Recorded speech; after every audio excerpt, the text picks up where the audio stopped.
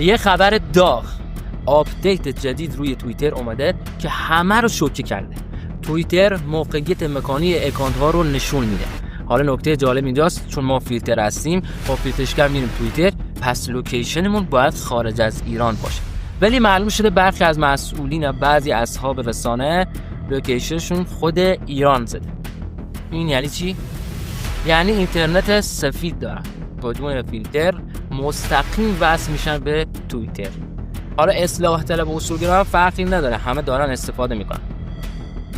اگه بخوایم بدون جانبداری نگاه کنین، مسئولین به دلیل ملاحظات امنیتی که دارن با اینترنت سفید داشته باشن، اما اینکه طرف مخالف رفع فیلتره و خطش سفیده قابل قبول نیست. از اون طرف هم افشاگی درباره برابراندازها و برخی دیگه هم خیلی جالب بوده. علی کریمی تو آمریکا زندگی میکنه ولی اکانتش دستیه تو انگلیسه. اکانت حقوق بشر ایران در آلبانی توسط مرافقین هدایت میشه. توییتر مولوی عبدالحمید از قطر هدایت میشه. رضا پهلویان که از آمریکا هدایت میشه. صفحه رسمی، این خیلی جالبه، صفحه رسمی وزارت امنیت داخلی آمریکا داخل اسرائیل هدایت میشه. قضاوت با خود شما مردم.